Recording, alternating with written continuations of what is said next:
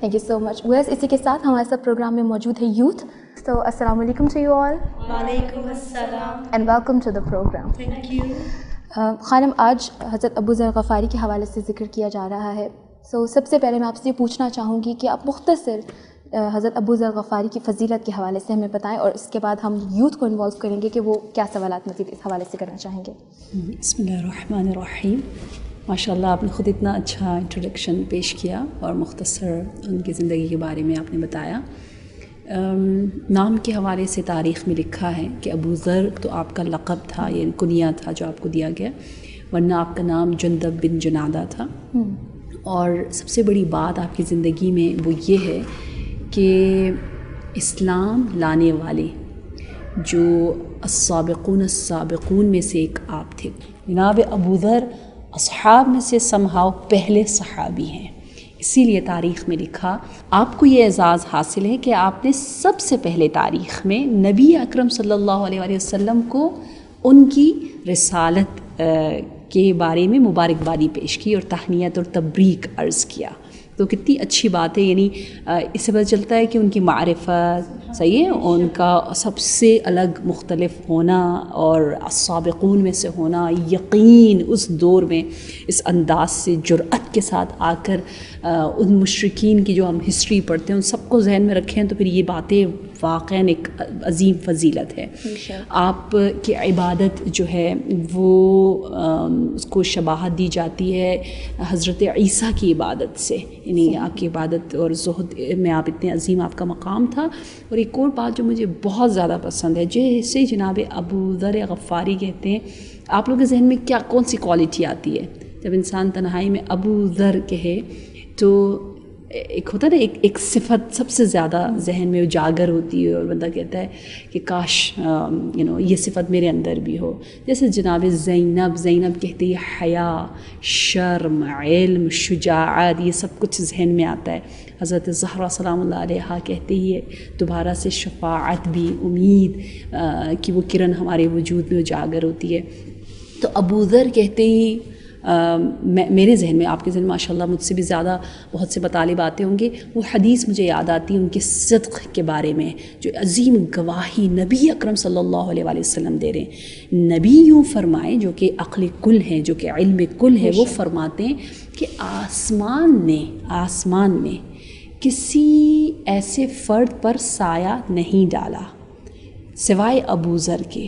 کیسا فرد؟ کہ ابو ذر سے زیادہ کوئی سچا, اصدق لہجتاً ہو, یعنی لہجہ اور سخن اور گفتار میں ابو ذر سے زیادہ سچے شخص پر آسمان نے سایہ ہی نہیں ڈالا. یعنی ان کی سچائی, ان کی وہ خلوص, ان کی درایت, ان کا ایمان, ان کا یقین اس مقام پر ہے کہ یوں کہا جا رہا ہے, وہ بھی نبی اکرم صلی اللہ علیہ وسلم کی جانب سے یہ ٹائٹل آپ کو ملنا بہت ہی عظیم اگین ایک فضیلت ہے. اسی لیے آپ کا شمار جو ہے وہ ارکان اربعہ میں سے ہو رہا ہے. ارکان اربعہ کیا تھا ہم ایک دفعہ ذکر کر چکے نا. ارکان اربعہ یعنی وہ اصحاب جنہیں 4 ارکان کا لقب دیا گیا. کون کون سے اصحاب تھے؟ جی بالکل ہمیں یاد ہے اور یوتھ کو بھی یاد ہوں گے. میں چاہتی ہوں کہ ہم سب مل کے خیر کو بتائیں. حضرت سلمان فارسی, حضرت ابو ذر غفاری, حضرت مقداد اور حضرت عمار یاسر. ماشاء اللہ, کتنی بڑی بات ہے کہ ان کو ٹائٹل کیا ملا؟ ارکان اربعہ, یعنی یہ رکن کی طرح, پلرز کی طرح ہیں. یعنی یہ اچھا, اب وہی ایک سوال جو ایک مرتبہ ہمارے لاسٹ کسی ایپیسوڈ میں ہماری ایک سسٹر نے پوچھا تھا کہ غیر معصوم ہوتے ہوئے ہم اپنے آپ کو کیسے معصومین کے قریب لے جائیں. تو اصحاب کی یہ زندگی ہمیں بتا رہی ہے کہ یہ غیر معصوم ہیں, لیکن اپنے آپ کو اس مقام تک پہنچایا کہ ان کو یہ ٹائٹل ملا نا. ٹائٹل کیا مل رہا ہے کہ وہ اس زمین کے رکن ہیں, پلرز ہیں, اور یہ بہت ہی عظیم ٹائٹل ہے. اچھا, ایک وجہ جو بتائی جاتی ہے کہ یہ ارکان اربعہ انہیں کیوں کہا گیا, سب سے بڑا امتحان ان اصحاب نے دیا ہے.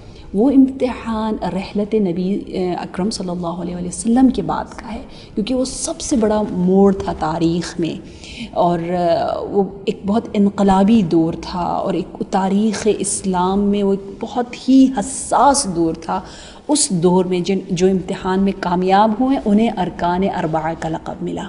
وہ کیا تھا کہ وہی ولایت امیر المؤمنین پر ثابت قدم رہنا، ٹھیک ہے، کیونکہ بہت سے لوگ صحابی تو تھے، ٹھیک ہے، سن رہے تھے، حدیثیں صرف یاد کرنا، نوٹ کرنا اور آگے بتانا شاید اتنی بڑی فضیلت نہ رکھتی ہو، مقام نہ رکھتا ہو.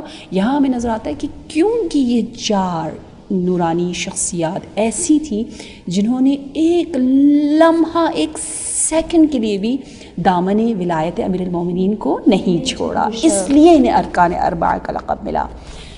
تاریخ نے لکھا ہے کہ رحلت نبی کے بعد بہت سے لوگ یہ بھی سوال کرتے ہیں نا کہ کیوں امام علی علیہ السلام نے کوئی سٹیپ نہیں لیا، ٹھیک ہے، آپ کیوں خاموش رہے ہیں؟ تو جواب بہت تفصیلی موجود ہے. ایک مثال وہ یہ ہے کہ کہتے ہیں کہ امیر المؤمنین علیہ السلام رات کو اصحاب کے گھروں میں جاتے تھے نا اور انہیں یاد دلاتے تھے اپنی ولایت اور امامت کے بارے میں جو احادیث اور جو واقعہ غدیر خم کا.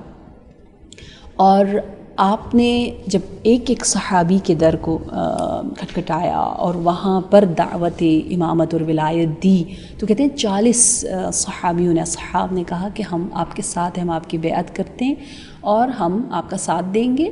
تو آپ نے فرمایا کہ اگر تا دم مرگ میرے ساتھ رہنا ہے تو صبح جو ہے وہ بال اپنے تراش کے میرے پاس آنا. تو جب رات کو آپ دعوت دیتے تو صبح صرف اور صرف 4 افراد آئے ہوئے تھے، 40 میں سے 4 آتے اور 4 یہی ارکان تقریباً 4 آئے.